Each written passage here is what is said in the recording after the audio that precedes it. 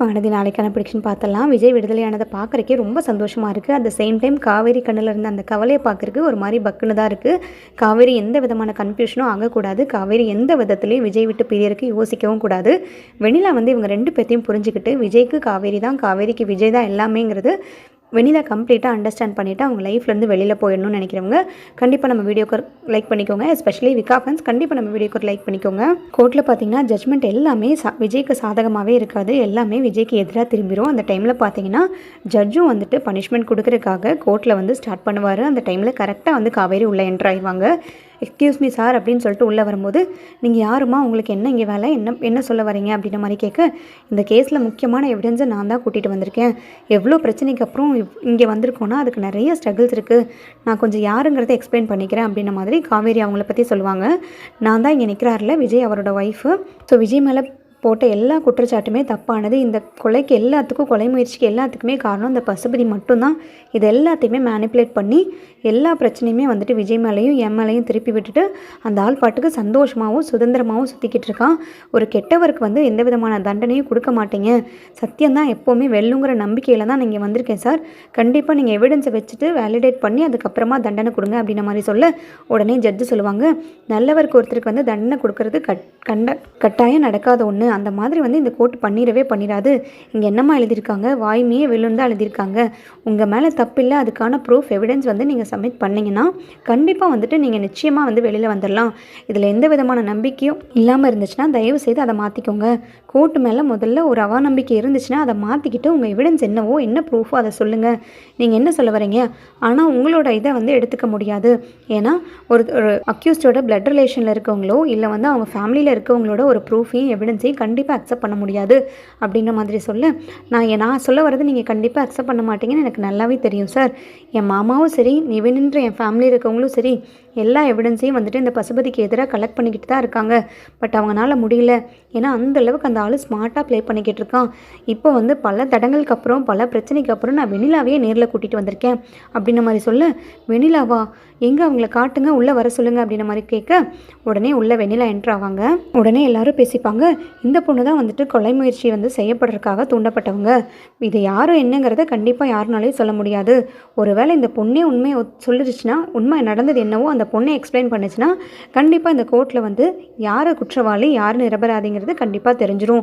இந்த பொண்ணை முதல்ல கூட்டிகிட்டு வந்து இங்கே நிறுத்துங்க அப்படின்ற மாதிரி சொல்ல, உடனே காவேரி சொல்லுவாங்க, வெண்ணிலா நீ எதுக்கும் பதட்டப்படாத, என்ன நடந்தோ அதை மட்டும் நீ எக்ஸ்பிளைன் பண்ணு. யார் எப்படி கேள்வி கேட்டாலும், உன்னை ட்விஸ்ட் பண்ணி கேட்டாலும் நடந்த உண்மையை மட்டும் சொல்லு அப்படின்ற மாதிரி கையெடுத்து கும்பிட்டு வெண்ணிலா வந்து உள்ளே அனுப்பி விடுவாங்க. எதிர்த்தரப்பு லாயர் வந்து கேள்வி மேலே கேள்வியாக கேட்டுக்கிட்டு இருப்பாங்க. உடனே வெண்ணிலா ரொம்ப பதட்டமாயிருவாங்க. பதட்டமானதுமே வந்து ஜட்ஜை சொல்லுவாங்க, நீங்கள் எதுக்கும் பதட்டப்படாதீங்க. கோர்ட்னா வந்து எதிர்த்தரப்பு வக்கீல் வந்து இப்படி கேள்வி கேட்கதாமா செய்வாங்க. அதுக்காகலாம் நீங்கள் ஸ்ட்ரெஸ் ஆகிடக்கூடாது, பயந்துடக்கூடாது. என்ன உண்மை நடந்ததோ அதை நீங்கள் சொன்னீங்கன்னா மட்டும் போதும் அப்படின்ற மாதிரி கேட்க, உடனே வெண்ணிலா சொல்லுவாங்க, என்னை வந்து மொட்டை மாடியிலேருந்து கீழே தள்ளி விட்டு கொலை முயற்சி பண்ணது பசுபதி மட்டும்தான். விஜய் வந்து எந்த தப்பும் பண்ண கிடையாது. விஜய் வந்து எனக்கு நல்லது மட்டும்தான் நினச்சிருக்காரு. நான் மெமரி லாஸில் இருந்தப்போ, நான் வந்து ஆசிரமத்தில் மெமரி லாஸ் ஆகி கோமா பேஷண்ட் அளவுக்கு இருந்தப்போ என்னை மீட்டு கூட்டிகிட்டு வந்து காப்பாற்றினது, மறுவாழ்வு கொடுத்தது. எனக்கு இப்போ மெமரிஸ் இருக்குது. என்னால் வந்து ஒரு நார்மல் மனுஷையாக வந்து நடமாட முடியுதுன்னா அதுக்கு காரணம் இந்த காவிரியும் விஜய் மட்டும்தான். இவங்க என்ன இப்படி கொலை பண்ணுவாங்க, கொலை முயற்சி பண்ணவும் ட்ரை பண்ணுவாங்க. தயவு செய்து விஜய் வெளியில் விட்டுருங்க. விஜய்க்கும் இந்த பிரச்சனைக்கும் எந்த சம்மந்தமே கிடையாது. அந்த பசுபதியை கூட்டிகிட்டு வந்து அவருக்கு நீங்கள் தக்க தண்டனையாக கொடுத்தே ஆகணும். ஏன்னா என் லைஃப்பில் சம்மந்தமே இல்லாத ஒரு ஆள் வந்து இந்த அளவுக்கு கேம் ப்ளேட் பண்ணி என்னை வந்து ஃபுல்லாக மேனிப்புலேட் பண்ணி இப்போ என் விஜயே என்னை வெறுக்கிற அளவுக்கு மாற்றினது எல்லாத்துக்கும் காரணம் இந்த பசுபதி மட்டும்தான். அவருக்கு தக்க தண்டனையாக கொடுக்கணும் அப்படின்ற மாதிரி வெண்ணிலா சொல்ல அவ்வளோ சந்தோஷமாக இருக்கும் விஜய்க்கும் காவேரிக்கும். அப்பாடா அப்படிங்கிற மாதிரி ஒரு பெருமூச்சு விடுவார் நம்ம விஜய். உடனே ஜட்மெண்ட் உடனே வந்து ஜட்ஜஸ் சொல்லிடுவாங்க, இந்த வழக்கில் குற்றவாளி பசுபதி தான். அவரை உடனே தேடி கண்டுபிடிச்சி அரெஸ்ட் பண்ணுங்கள். முதல்ல வந்து விஜய் வெளியில் அனுப்புங்க. அவர் எந்த விதமான தப்பும் பண்ண கிடையாது. ஹீ இஸ் இன்னசென்ட் அப்படின்ற மாதிரி சொல்லி வெளியில் அனுப்பிடுவாங்க. வெளியில் வந்ததுமே விஜய்க்கு அவ்வளோ சந்தோஷமாக இருக்கும். தாத்தா பாட்டி ஓடி வந்து காவேரி கையை பிடிச்சி, ரொம்ப நன்றிம்மா, நீ இல்லைன்னா கண்டிப்பாக விஜய் வெளியிலேயே வந்திருக்க முடியாது. நாங்கள் ஏதோ தப்பாக பேசிட்டோம், என்னை மன்னிச்சுக்கோ அப்படின்ற மாதிரி பாட்டியும் கேட்பாங்க. உடனே காவேரி சொல்லுவாங்க, அதெல்லாம் ஒன்றும் இல்லை பாட்டி, நீங்கள் உண்மை தானே சொன்னீங்க. நான் லைஃப்பில் வந்ததுக்கப்புறம் தான், நான் விஜய் லைஃப்குள்ளே வந்ததுக்கப்புறம் தான் ஏகப்பட்ட பிரச்சனை. அது நீங்கள் சொன்னாலும் சொல்லலைனாலும் அதுதான் உண்மை. அது எனக்கே புரியுது அப்படின்ற மாதிரி சொல்ல, ஏம்மா இப்போ நீ அதெல்லாம் பேசிக்கிட்டு இருக்க அப்படின்ற மாதிரி தாத்தா கேட்பாரு. இல்லை தாத்தா, ஒன்றும் இல்லை, நம்ம விஜய் தான் இப்போ வெளியில் வந்துட்டான்ல, இனி எதுக்காகவும் கவலைப்பட வேண்டாம். நீயும் விஜயும் சேர்ந்து சந்தோஷமாக இருக்கணும், நாங்கள் அதை பார்க்கணும் அப்படின்ற மாதிரி தாத்தா சொல்ல காவேரி ஒரு மாதிரி சிரிப்பாங்க. அந்த சிரிப்புக்கு பின்னாடி என்னமோ அர்த்தம் இருக்குது அப்படின்ன மாதிரி தாத்தாக்கு அண்டர்ஸ்டாண்ட் ஆகும். பட் என்னங்கிறது புரியாது. உடனே காவேரி ஓடி போய் வெண்ணிலாவுக்கு கையை பிடிச்சி கையெடுத்து கும்பிட்டு, நன்றி வெண்ணிலா, நீ இல்லைன்னா கண்டிப்பாக விஜய் வெளியில் வந்திருக்க முடியாது. நீ தான் எல்லாத்துக்கும் காரணம். நான் ஏதாவது ஒன்று ஹர்ட் பண்ணியிருந்தேனா, ஏதாவது உன்னை தப்பாக பேசியிருந்தனாலோ தப்பு பண்ணியிருந்தனாலோ என்னை மன்னிச்சிரு. நீ விஜய் கூட சேர்ந்து சந்தோஷமாக வாழலாம். அதை நான் சத்தியம் பண்ணி கொடுத்தது கண்டிப்பாக நடக்கும். இப்போவே நான் போய் விஜய் கிட்ட சொல்லிடுறேன் அப்படின்ற மாதிரி சொல்ல, இல்லை காவேரி, ஒரு நிமிஷம் நீ வெயிட் பண்ணு. விஜய் கிட்ட நீ எதுவும் சொல்ல வேண்டாம். முதல்ல விஜய் என்கிட்ட வந்து பேசட்டும், என்ன பேசுகிறாருங்கிறத பார்த்துக்கிட்டு அதுக்கப்புறமா நீ முடிவு பண்ணு அப்படின்ற மாதிரி வெண்ணிலா சொல்ல, உடனே காவேரி அமைதியாக இருப்பாங்க. விஜய் உடனே வெளியில் ஓடி வந்து காவேரியை பார்த்ததுமே அவ்வளோ பேர் முன்னாடி கோர்ட்டில் அவ்வளோ பேர் இருக்கும்போதே ஹக் பண்ணி கிஸ் பண்ணுவார் காவேரியை. உடனே காவேரிக்கு ரொம்ப சந்தோஷமாக இருக்கும். எங்க ஒரு நிமிஷம் இருங்க, பொறுமையாக இருங்க அப்படின்ற மாதிரி காவேரி சொல்லிவிட்டு காவேரி ரொம்ப அழுவாங்க. உள்ளே ஏதாவது உங்களை அடித்தாங்களா, திட்டினாங்களா, நீங்கள் எப்படிங்க இருந்தீங்க, நல்லா சாப்பிட்டீங்களா, என் உயிர் முழுக்க அங்கே மட்டும்தான் இருந்துச்சு அப்படின்ற மாதிரி சொல்ல, அந்த டைமில் பார்த்தீங்கன்னா வெண்ணிலா மட்டும்தான் பக்கத்தில் இருப்பாங்க. தாத்தா பாட்டி கொஞ்சம் தூரமாக இருப்பாங்க. நீ எப்படி இருக்க, நான் என்ன விசாரிக்கிறதும் என்ன நீ கேட்குறதும் நிறுத்து. நீ எப்படி இருக்க, நீ சந்தோஷமாக இருந்தியா, நம்ம வயிற்றில் வளர்கிற பாப்பா எப்படி இருக்குது, அதை நீ நல்லா கவனிச்சுக்கிட்டியா இல்லையா, பாப்பா வந்து கன்சீவ் ஆனதுலேருந்தே க்ரோத் ஆனதுலேருந்தே இந்த மாதிரியே தான் ஆகிட்டுருக்கு. பாப்பாவோட க்ரோத்துக்கு எந்த பிரச்சனையும் வந்துடக்கூடாது காவேரி. என் மனசு முழுக்க என் குழந்தை மேலேயும் உன் மேலேயும் மட்டும்தான் இருந்துச்சு. பாப்பாவை நம்ம எப்படி காப்பாற்ற போகிறோம், பாப்பாவை எப்படி ஹெல்த்தியாக வெளியில் கொண்டு வர போகிறோம். உனக்கு ப்ரெக்னென்சி லைஃபே இப்படி போயிடுச்சு. என் பொண்டாட்டி ப்ரெக்னென்சி டைமில் நான் எப்படி இல்லாமல் கேர் பண்ணிக்கணும்னு நினச்சேன். பட் ப்ரெக்னென்சி ஜேர்னியே உனக்கு இப்படி அமைஞ்சிருக்கு அப்படின்னு சொல்லி எனக்கு ரொம்ப வருத்தமாக இருக்குது காவேரி. என்னை தயவு செய்து மன்னிச்சிரு. இது எல்லா பிரச்சனைக்கும் நான் தானே காரணம். வெண்ணிலான்ற ஒரு பிரச்சனையை வந்து நான் எடுத்துகிட்டு வந்ததுனால தானே இந்த அளவுக்கு நீ உங்கள் லைஃப்பில் அஃபெக்ட் ஆகிட்டு இருக்க. சாரி காவேரி அப்படின்ன மாதிரி விஜய் சொல்ல, சேச்சா என்ன விஜய் சொல்கிறீங்க, நான் உங்கள் லைஃப்பில் வந்ததுக்கப்புறம் தான் உங்களுக்கு ப்ராப்ளமே ஸ்டார்ட் ஆச்சு. நீங்கள் அதெல்லாம் பற்றி பேசவே வேண்டாம். உங்ககிட்ட நான் ஒரு முக்கியமான விஷயம் சொல்லணும். நான் எதை சொன்னாலும் செய்வீங்களா அப்படின்ன மாதிரி கேட்க, கண்டிப்பாக செய்வேன். நீ சொல்லி நான் செய்யாமல் இருப்பேன். நான் என்னடி கேள்வி, ஆனால் நீ கேட்குறத பார்த்தா எனக்கு ஒரு மாதிரி சந்தேகமாக இருக்குது. என்ன கேட்க போகிற, என்னங்கிறத சொல்லு அப்படின்ன மாதிரி விஜய் கேட்க, உடனே வெண்ணிலா உள்ளே வந்துடுவாங்க. நான் சொல்கிற விஜய் அதை என்னங்கிறது, இப்போது காவேரி என்ன டிசைட் பண்ணியிருக்காங்கன்னா, என்னையும் உன்னையும் சேர்த்து வச்சுட்டு அவங்க கிளம்பிடுவாங்களாமா. அவங்க வந்து உங்களோட லைஃப்பை விட்டு போயிடுவாங்களாமா. நீயும் நானும் 2 பேரும் சேர்ந்து சந்தோஷமாக இந்த உலகத்தில் வாழ போகிறோமாம்மா அப்படின்ன மாதிரி சொல்ல, உடனே விஜய்க்கு ரொம்ப டென்ஷன் ஆயிரும். என்னடி நீ உளறிக்கிட்டு இருக்க, என்ன நீ லூஸா காவேரி, என்ன பேசிக்கிட்டு இருக்க அப்படின்ன மாதிரி கேட்க, உடனே காவேரி சொல்லுவாங்க, ஆமாம் விஜய், அதுதான் கரெக்டாக இருக்கும். நீங்கள் எப்படியெல்லாம் வந்துட்டு வெண்ணிலாவை லவ் பண்ணீங்க, அதே மாதிரி வெண்ணிலாவும் இப்போ உங்கள் மேலே உயிரியே வச்சுருக்கா. நீங்கள் 2 பேரும் சேர்ந்து வாழ்கிறது, 2 பேரும் சேர்ந்து சந்தோஷமாக இருக்கிறது தான் ப்ராக்டிக்கலாக இருக்கும். நான் உங்கள் லைஃப்பில் வந்ததுக்கப்புறம் தான் இவ்வளோ பிரச்சனை. நான் வெண்ணிலாவுக்கு சத்தியம் கூட பண்ணி கொடுத்துட்டேன் விஜய். என் சத்தியத்தை காப்பாற்ற வேண்டியது உங்கள் கையில் தான் இருக்குது. நான் இதோட 2 தடவை வந்து அவங்களுக்கு சத்தியம் பண்ணியிருக்கேன். இந்த தடவை சத்தியத்தை நான் மீறவே போகிறதில்ல.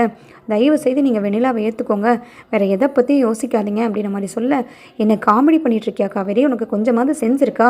நம்ம வயிற்றில் வளர்கிற உன் வயிற்றில் வந்து என் குழந்தை வளர்ந்துட்டுருக்கு, அதுக்கு நீ என்னடி பதில் சொல்ல போகிற? இந்த மாதிரிலாம் யோசிக்கிறியே, முதல்ல குழந்தைய பற்றி யோசிச்சியா அப்படின்ற மாதிரி கேட்க, குழந்தைய நான் நல்லபடியாக வளர்த்திடுவேன்.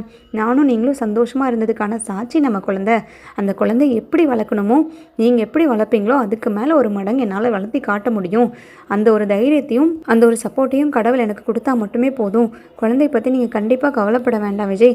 இதுக்கு மேலேயும் நீங்கள் கஷ்டப்படவும் வேண்டாம். என் கூட இருந்து நீங்கள் 2 பேரும் நல்லபடியாக லைஃப் ஸ்டார்ட் பண்ணி சந்தோஷமாக இருங்க அப்படின்ன மாதிரி சொல்ல, உடனே வெண்ணிலா, காவேரி நீ பேசுகிறத முதல்ல நிறுத்து காவேரி. இப்போ கூட பார்த்தியா, விஜய் வெளியில் வந்த உடனே நான் தான் வந்துட்டு சாட்சி சொல்லி அவளை வெளியில் கூட்டிகிட்டு வந்திருக்கேன். அந்த ஒரு இது கூட இல்லாமல் உன்னை ஓடி வந்து கட்டி பிடிச்சி நீ எப்படி இருக்க, உன் குழந்தை எப்படி இருக்குது அப்படின்னு விஜய் கேட்குறாருன்னா, விஜய்க்கு உன் லைஃப்பில் உன் மேலே வந்து எந்த அளவுக்கு பாசம் இருக்கும், அவர் லைஃப்பில் நீ எந்த அளவுக்கு கலந்துருப்பேங்கிறது எனக்கு நல்லாவே புரியுது. அதே மாதிரி விஜய் வெளியில் வரதுக்காக விஜய் ஜெயிலில் கஷ்டப்படக்கூடாது, விஜய் வந்து வெளியில் வந்து சந்தோஷமாக இருக்கணுங்கிறதுக்காக நீ உன் லைஃபையே தொலைக்கிற அளவுக்கு வந்து ரெடி ஆகிட்ட. ஸோ இந்த மாதிரி நீங்கள் ஒருத்தருக்கு ஒருத்தர் உயிருக்கு உயிராக இருக்கும்போது உங்கள் லைஃப்பில் நான் டிஸ்டர்பன்ஸாக உள்ளே வந்து உங்கள் 2 பேர்த்தோட வாழ்க்கையும் வந்து அழிச்சிட்டு நான் உள்ளே வந்து சந்தோஷமாக இருக்க முடியுமா? இல்லை என் மனசு தான் ஒத்துக்குமா, இல்லை நீங்கள் தான் என் கூட சந்தோஷமாக இருப்பீங்களா? விஜய், இதுக்கு மேலே வந்துட்டு நான் இதை பற்றி பேச தயாராக இல்லை. எனக்கே என்னை நினச்சா அசிங்கமாக இருக்குது. எனக்கு விஜய் வேணும், எனக்கு விஜய் வேணும்னு சொல்லி கேட்டு எனக்கே விக்ஸ் ஆகிடுச்சு. இப்போ எனக்கு நல்லாவே புரியுது காவேரி இந்த அளவுக்கு கஷ்டப்பட்டிருக்காங்க. அதே மாதிரி நீ காவேரியை நினச்சி எந்த அளவுக்கு யோசிக்கிற. காவேரி தான் உனக்கு சரியான ஒரு ஒய்ஃபு. இப்போ புரியுது அந்த கடவுள் ஏன் என்னையும் உன்னையும் சேர்த்து வைக்கலங்கிறது. காவேரி மாதிரி ஒரு ஒய்ஃப் வந்து உனக்கு அனுப்புறதுக்காகவும் உன் லைஃப் வந்து காவேரி கூட தான் அவரால் எழுதப்பட்டிருக்கு.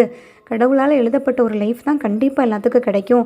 நம்ம தலைகீழாக இருந்தாலும் என்ன நடக்கணுமோ அதுதான் நடக்கும். நான் உன் மேலே உயிரே வச்சுருந்தாலும், நீ என் மேலே உயிரே வச்சுருந்தாலும், கடவுள் வந்து உங்கள் 2 பேர்த்தையும் சேர்த்து வைக்கணும்னு ஏற்கனவே வந்து முடிவு பண்ணியாச்சு. ஸோ அதனால் இதுக்கு மேலேயும் உங்கள் லைஃப்பில் இருந்து நான் டிஸ்டர்பன்ஸாக இருக்கவே மாட்டேன். காவேரி கிடைக்க நீ கொடுத்து வச்சுருக்கணும். நீங்கள் 2 பேரும் சேர்ந்து சந்தோஷமாக வாழணும். என் லைஃப்பை நான் பார்த்துக்கிறேன். ஆஸ் அ ஃப்ரெண்டாக வந்து நீங்கள் என் கூட எப்போவுமே சப்போர்ட்டிவாகவும், ஒரு ஃப்ரெண்டாக பேசி நல்லா இருக்கியான்னு ஒரு 4 வார்த்தை என் கூட பேசினா எனக்கு அதுவே போதும். நீங்கள் 2 பேரும் நல்லா இருக்கணும். சீரியஸாக காவேரியும் வந்து ரொம்ப தங்கமானவங்க, மனசு ரொம்ப சுத்தம். அதே மாதிரி என் விஜய்க்கும் மனசு ரொம்ப சுத்தம். சாரி என் விஜய்ன்னு கூட இனிமேல் என் வாயால் சொல்லக்கூடாது. காவேரிக்கு மட்டும்தான் நீ சொந்தம். காவேரி நீயும் சந்தோஷமாக இருங்க. குழந்தைய நல்லபடியாக பெற்றெடுத்து நல்லபடியாக வளர்த்துங்க. கடவுள் தான் இந்த வாழ்க்கையை உங்களுக்கு அமைச்சு கொடுத்துருக்காரு. அதனால் உங்கள் லைஃப்பில் நான் இனிமேல் டிஸ்டர்பன்ஸாக இருக்கவே மாட்டேன். நான் என் மாமா கூடயே என் ஊருக்கு போய் என் லைஃப்பை மூவ் ஆன் பண்ண போகிறேன். நீங்கள் என்ன நினச்சி கில்ட்டியாவெல்லாம் ஃபீல் பண்ண வேண்டாம். எது நடக்குமோ அதுதான் நடக்கும். ஸோ கடவுளால் இந்த கேம் எல்லாம் வந்துட்டு ப்ளே ஆகிட்டுருக்கு அப்படின்னு நினச்சி நானும் மூவ் ஆன் பண்ணிக்கிறேன். தேங்க்யூ காவேரி, தேங்க்யூ விஜய் அப்படின்னு சொல்லிட்டு அவங்களும் கிளம்பிடுவாங்க. உடனே விஜய் வந்து காவேரி ஹக் பண்ணி, சாரி காவேரி, உன்னை இந்த அளவுக்கு நான் ஹர்ட் பண்ணியிருக்கேன். நீ எப்படி என்னை விட்டு போகிறக்கு முடிவெடுக்கலாம் அப்படின்ற மாதிரி சொல்ல, இல்லை விஜய், என்னோடய சுச்சுவேஷன் அந்த மாதிரி இருந்துச்சு. உங்களை நான் எப்படியாவது வெளியில் கூட்டிகிட்டு வரணுங்கிறதுக்காக அவ்வளோ கஷ்டப்பட்டேன். அப்படி இருக்கும்போது எனக்கு இந்த லைஃபு இல்லை உங்கள் கூட சேர்ந்து வாழணுங்கிறது பெருசாக தெரியல. நீங்கள் வெளியில் வந்தால் மட்டும் போதுங்கிற மாதிரி தான் யோசித்தேன். சாரி விஜய் அப்படின்ற மாதிரி சொல்ல, உடனே விஜய் காவேரி 2 பேருமே ஹக் பண்ணி ரொம்ப சந்தோஷமாக இருப்பாங்க.